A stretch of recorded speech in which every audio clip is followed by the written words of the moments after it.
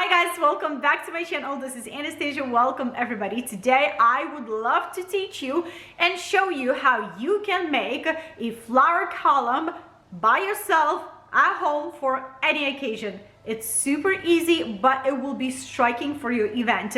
I will link every single thing that I will be using in today's video in the description under this video. Go ahead and check it out. Without any further ado, let's go. Let's create a beautiful floral column. Let's go over all of the supplies that we will need for today's DIY. First things first, let's start with the floral lamp. I got this one on Amazon. This floral lamp is actually IKEA's brand, but it was sold on Amazon. It was kind of expensive in my opinion. You can find a floral lamp at Walmart for $10. This one was over $20. I didn't know which one to buy. I followed one of the balloon artists and this is what I got. And now I'm smarter. So go to Walmart to get yourself a floral lamp. I like floral lamps because the base has the weight and it's sturdy.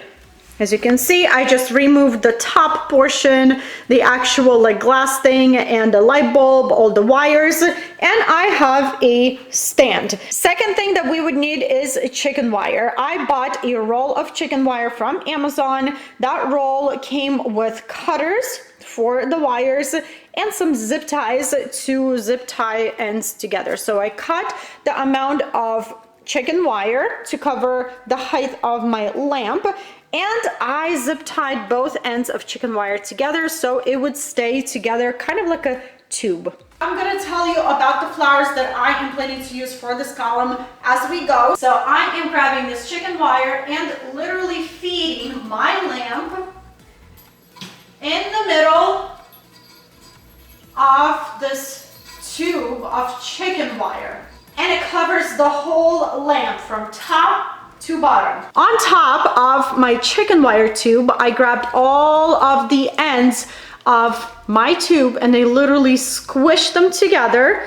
I took some zip ties and zip tied this top portion together. On Amazon, I found these beautiful greenery garlands. They remind me of vines and like grapes. They are really droopy and they have a whole bunch of leaves sticking out from the main stem, which is very pretty.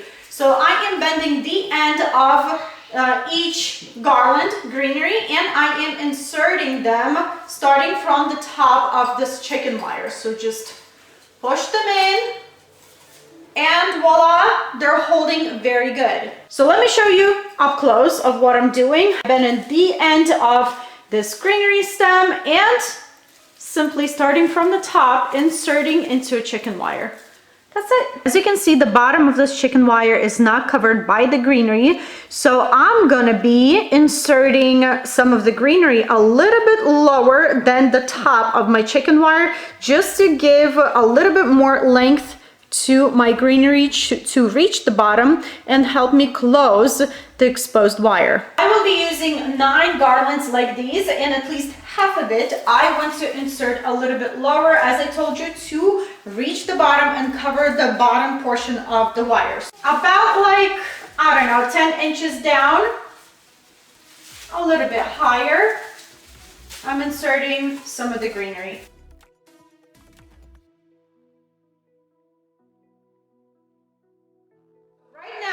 This column looks a little bit naked, looks a little bit bare. You can definitely see all the wires through the leaves and it's just, it's kind of like, what is this? Why is it here? So to fluff it up, to give more volume, to give more greenery and pin this very fluffy greenery garlands, we will be using a whole bunch of stems of varieties of any greeneries that you have. I have these beautiful dusty looking, is it eucalyptus? I'm not sure what's the name of these, but I have a few eucalyptuses like this and they are stunning. Everything will be linked in the description under this video. I am going in with dusty looking greeneries first because I have the most of them, and I am starting to insert them into my chicken wire to, first of all, close the wire, pin down this fluffy greenery that we have over here and fluff this flower garland even more. Make sure that the stems of your greenery and of your flowers are going into the chicken wire, because sometimes I miss it myself and it's like, whoops, I missed it, and flower or greenery falls down.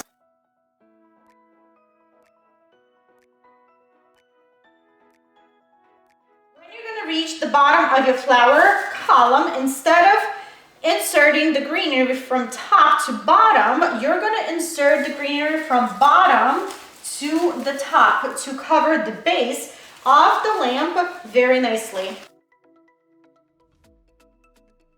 I love this greenery. I absolutely love inserting some of the greenery from the very tippy top of the column to give more height to this flower column. And look at this, how cute. Honestly, I don't even think that you can cover every single spot of chicken wire on the column, but at least it won't be like a bare naked spot of chicken wire. So going around seeing where the column needs more greenery, just to fluff it up and give more volume. First type of roses that I am planning to use for today's flower column. I got these beauties from Amazon. They are absolutely stunning. Look how many petals are in one flower. The stems look very nice. They have some of the leaves, and they do have thorns for like a real look of the flowers, like right here and right there. They are absolutely beautiful, and I am happy with the purchase. My best advice is to read the reviews before you buy. See why people like them or dislike them, and decide for yourself if you want to risk it or not. I usually buy one bulk of flowers or one set of flowers. They come in and I look at them, I see the quality of them. If I don't like them, I ship them back. If I like, I buy more. So this is my tip to you. So let's go, let's insert these beauties in our column. Starting from the very top and just going all around my chicken wire, around the greenery, and looking what I like the best. You don't have to push your flowers all the way in. For example, like this one, I'm gonna push it very, very far as I can. So you don't have to bury them all the way in the greenery. You can always take them out a little more for the flowers kind of like to stick out and give more volume to the column. So I'm trying to space these flowers kind of like evenly, so there will be enough purple color all over. And make sure flowers go all the way into chicken wire, because otherwise they will fall out.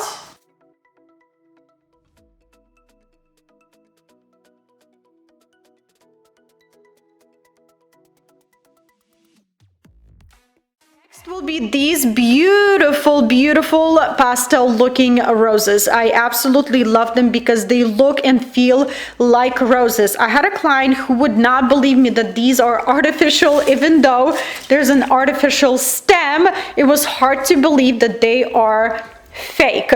Let's go insert them. Again, starting from the very top and inserting them all over my column.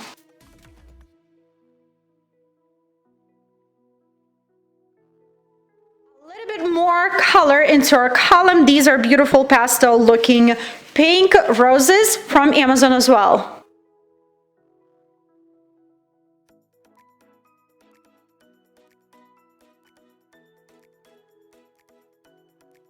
At least I want to add these beautiful yellow orchids. I have literally 5 of them. We don't need a lot of yellow, just to brighten up this whole flower column. And I have these droopy greeneries. With my yellow orchids, I am simply starting from the top,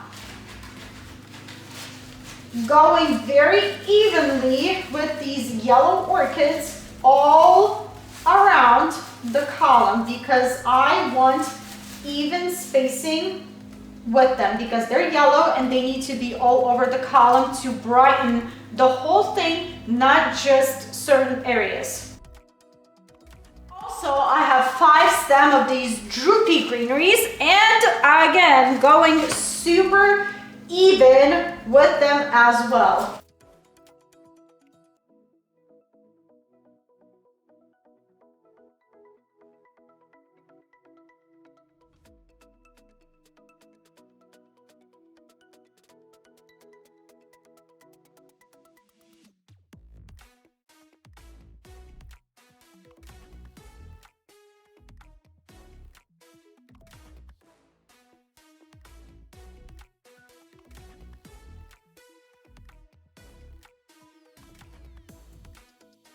And this is how you can create a beautiful floral column for any occasion at home by yourself. You don't have to use these types of flowers, these colors that I showed you. You can mix and match and do anything you want if you follow all of these steps. Super easy, super fast. It took me about like 30 minutes to create this floral column. So gorgeous. This is it, you guys. This is what I have for you today. I hope you enjoyed this video. I hope this was inspiring and helpful. If you have any additional questions, leave them in the comment section below. If you enjoyed this video, don't forget to give this video a thumbs up. They always help more than you think.